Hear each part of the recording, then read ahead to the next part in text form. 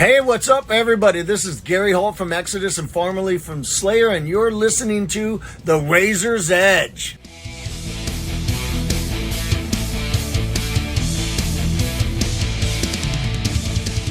It's Kat from The Razor's Edge. I'm here at Bloodstock on Friday, and we're here with Devil's Henchmen. How are you guys? Ecstatic. Very good. Over the moon. Really good. So you guys have already played today. How did that go for you? I think it went incredibly well. Like the tent was full. We had pits, walls, a death crowd, surfers. Couldn't really ask for more, to be perfectly honest. We got everything checked off the list as it went. You know, every crowd interaction you could want, really. I thought we were pretty good as well, so... You're just low-key, OT. Yeah, we were pretty good. Yeah, we were alright. I mean, we probably played better sets. Now I'm taking the piss, but it was amazing. It was amazing. So how do you feel about actually, winning metal to the masses and playing here at Bloodstock? Immense. Like, I mean, it's something like it's... We decided to enter. We thought, we'll give it a go. But like when it got to the final, when it got to the announcement that we got it, it was dreamland. Honestly, like it was amazing to be able to represent our hometown at the biggest independent metal festival in the UK. I think it is. Yeah, it is. Yeah, we got that one right, but yeah, it was amazing. I don't think it's really sank in yet. Yeah, because we keep just walking around thinking, oh, we've got a set to play, we've got like flyers to hand out, we've got to do all these things, and then now we're just here at this festival in like the VIP section with all these other artists and bands that we love and listen to, and we shouldn't be. We've been walking around feeling like we're doing something naughty, you know what I mean? Imposter syndrome. A little bit. Yeah. I feel like someone's going to get me and shout at me. Sorry, you out, yeah. But now's the time. You've got to work that PR now, guys. That's the one. This is your springboard. You've got to take full advantage of it. And I mean, Liverpool has got a rich history of musical talent. I'm not just on about the Beatles, I'm on about Carcass and people like that. I mean, you've got a lot to live up to. Absolutely. I mean, a little bit. I mean, it's one of them. We have a lot of love for where we're from, and we want to do our fellow musicians, our mates, our fans in the city, and everyone around us proud. And we want to lift them up, and they want to lift us up. It's the scene in Liverpool's growing at the moment. It's a bit of a reputation there. They're saying that there's no scene there, but if you come to a gig these days, you'll be proved wrong. So who should we be looking at from Liverpool? Who are the guys that you think are top of the tier, the people to watch? We'll try not to be biased about other bands that people may be in. But Dylan's in another band called Wistmother. Yeah. Elliot's in another band called Reaper. Definitely worth checking Who out. you probably heard of. Yeah. And you've got other bands like Ogun. Yeah, Ogun are fantastic. Great thrash bands. Nova Crow played last year as well. Yeah. I mean, they're on the up. There's a lot of new punk bands coming as well, like South, like Maggie Wish, Hunter. They're all coming up, like young kids getting in on the scene. Sorry. And it's great to see a lot of younger bands. Well, certainly having a resurgence the last couple of years. Absolutely. Even in kind Liverpool. of back, isn't it?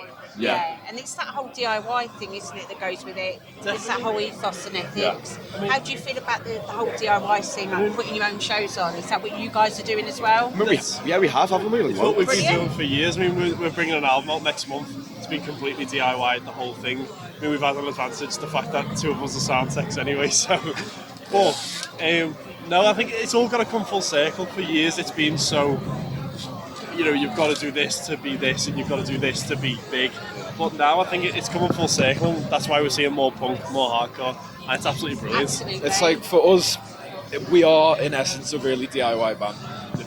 Through the whole festival we've been going around handing out flyers to people that we've designed ourselves, went and got them printed, we're handing them out, and every product that you see us put out, we've touched in a certain way, we've made it happen. It's not, we've given money to a label and they've just gone, yep, there you go. We'll do it for you, yeah. Yeah, I mean, if a label wanted to fund us, I wouldn't say no. We would not say no. Well, I've got to be honest, interviewing a lot of people over the last few years since kind of Malevolence and broke through. Yeah, There's Malevolence are a great. lot more of that DIY coming up again, isn't it? It's kind of to the surface again. It's been quite stagnant. Not stagnant, that's the wrong word, dormant for a little while. Absolutely. Yeah. I think we just like being, we like having control of what we do. Yeah. We're very passionate about the music, about what we're doing, and we want to have that element of full creative control over what we do. I mean, it's passion at the end of the day, and if you lose the passion, then what's the point? You know what I mean? I think that's one thing like we get from that hardcore crowd is the passion and the scene. Yeah. They're all so dedicated. Like you say with Malevolence, the shows that they put on and the crowds that they pull and how dedicated the fans are. You know, it's in that whole scene, and we try and like channel a bit of that into our like thrash. Get a bit of a family, you know. Yeah, like Oh, absolutely. Because you look back at the 80s and the crossover with the Gangrenes and the DRIs, it was a very similar feel. Funny enough, you say DRI. We did a gig with them. I think 2 days ago. 2 days ago. Did you enjoy it? Oh, it was immense. We were over the moon. Please tell me they played Suit and Tie Guy. I think they did.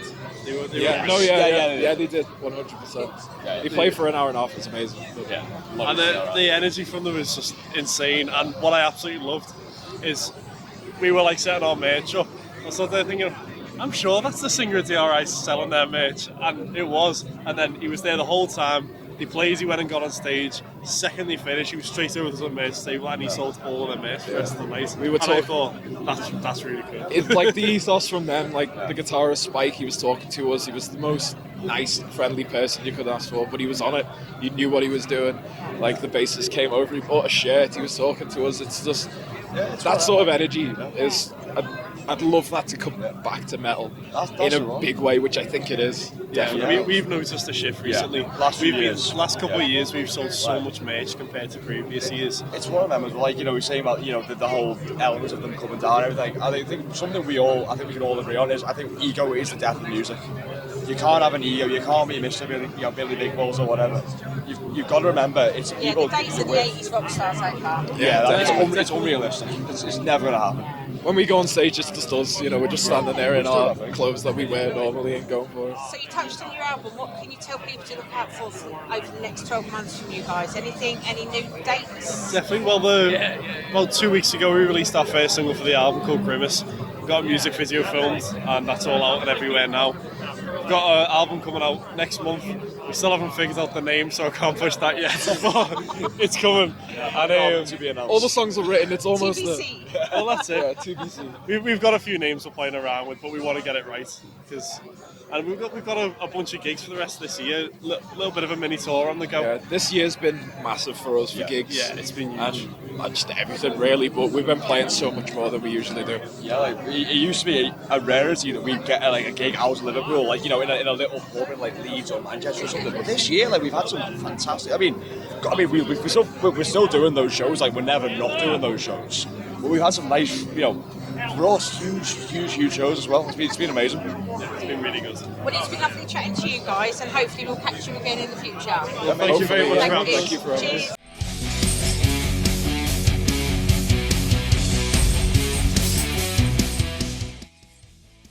Thanks for listening.